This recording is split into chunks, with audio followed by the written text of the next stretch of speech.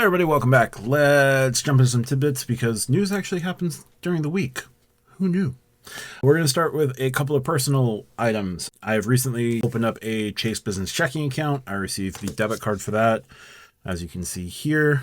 Chase is able to keep the debit card for the business cards flat. The Freedom cards are now flat. The Sapphire cards are flat. When are the inks going to be flattened? Don't touch the categories.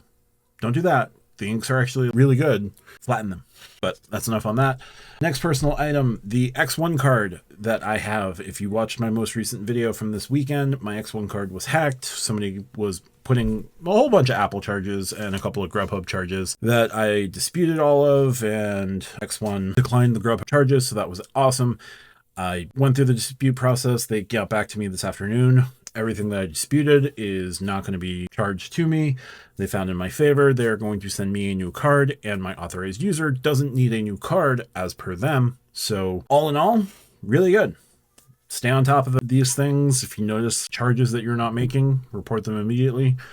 And at least it was a credit card and I have that fraud protection. So awesome job by the X1 folks. Their customer service via text message is awesome. I don't know how much of that is going to be brought over to the Robinhood Gold card, but if the customer service on the Robinhood Gold side is half as good as the X1 side, that's going to be awesome. Hopefully they can add in concierge type service via text. I'm more comfortable talking to customer service via text, it seems. I don't necessarily like calling customer service. So there's that. So good news there. I will be getting a new card as of Thursday. Am I going to unbox it again? I don't know. But don't trust fintechs and don't get cards just because they're shiny and clang. We're going to move over to credit card news because there is a little bit today. Over the weekend, the Discover It cards quarterly categories for Q3 came out. That is grocery stores and Walmart. Same thing as the Freedom Flex, up to $1,500 in spend per category, 5% cash back. If you max out the category, that is about $75 back into your pockets. Now, if you are holding the Discover It in the first year, that 5% becomes 10% with their unlimited cashback match. So your $75 return would be $150. Not bad if you max out those categories. Walmart and groceries should be fairly easy to max out without having to do a whole lot of gift card shenanigans. So if you hold the Discover It card, there you go. You've got those two categories there as well. You've got those two categories. And the Chase Freedom Flex, that will come out in about 2 weeks. We'll find out what the Q3 spending categories are going to be.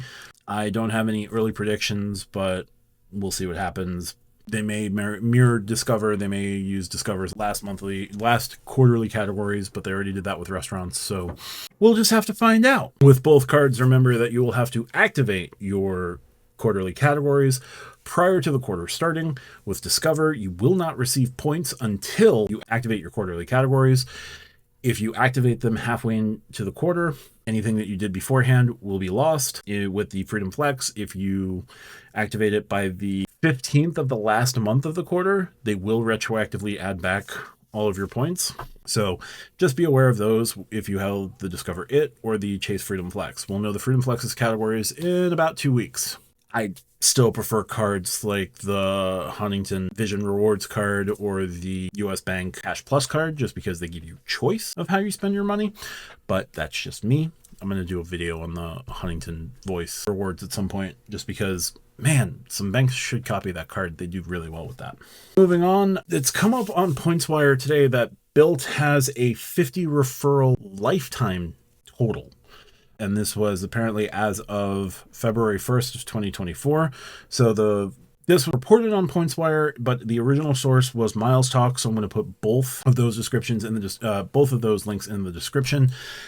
What seems to have happened was the Miles Talk piece wasn't getting full bonuses on their referrals because they were aware that you could go up to 2 million points in referrals, and they just weren't getting them.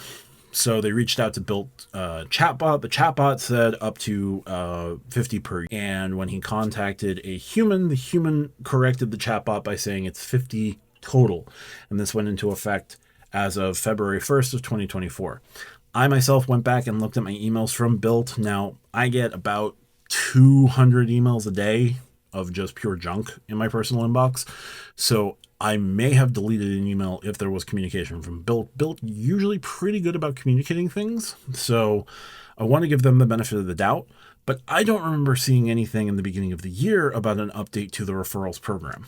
Now, I may have missed it because, again, I get too much email. But if you're a Bilt member, let me know in the comments if you had seen anything earlier this year about a change from referrals being up to a limit of like 2 million versus 50 per life, because I don't remember this. And I recently got on Citi about how they communicated things, and fair would be fair. If Bilt didn't communicate this properly, that's not cool. And you communicate, over communicate, especially for things like major terms changes for something like your referral program, because 2,500 points a referral, and you get 10,000 for I think every 5 or 10 referrals that you do. So you do like 25,000, then you get 35,000 points after the 10,000 bonus, something along those lines. I don't have the full referral terms up, but if it's now capped at 50 lifetime, be careful, or just keep signing up for new Bilt accounts and give yourself a little bit of a loophole, broken wheel. Bilt will find you and end all of your nonsense. So that's Bilt, and we're going to finish off with a couple of travel-related new pieces here. American Express has a transfer bonus with Avianca for 15%. So if you move 1,000 membership reward points over to Avianca, you will get 1,150. So that's pretty strong if you need to top up for an Avianca redemption. There you go, 15% travel and transfer bonus with American Express. No word from other Avianca partners like Citi or Chase if they're, Citi or Wells Fargo. If they'll be doing Avianca transfer bonuses, Wells Fargo should be jumping into just getting more transfer partners. But bonus is a bonus is a bonus. So we'll see. But good on AmEx, nice transfer bonus. Utilize it if you can. Avianca good for Star Alliance redemptions, whether it's through Air Canada or United or any of the other partners in Star Alliance. Speaking of alliances, we're going to move over to OneWorld and close things out here. OneWorld will be gaining 2 new members in the next 12 months. So Oman and Fiji Airways are joining OneWorld as full OneWorld partners, meaning that if you have Avios points, you'll be able to schedule Oman Air through your Avios points and Fiji through your Avios. Other OneWorld partners would be Japan Airlines, which isn't the easiest to get their points or redeem their points through credit card partners.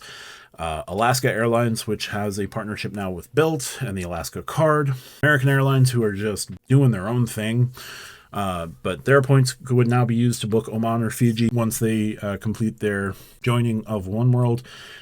And I don't think they're going to be the only new OneWorld airlines in the next 24 months. But we'll just have to see. So that'll do it for Tidbits today. If you like what I do, hit the like and subscribe button. Pushing our way to 950 and then from 950 to 1,000. Can't wait for that. If you like what I do, like, subscribe, comment down below. Check out the pinned comment for other ways to support me. There are referral links. What can I do? Just grinding away at it. Yeah, talk to you guys. Thank you so much for watching. Bye for now.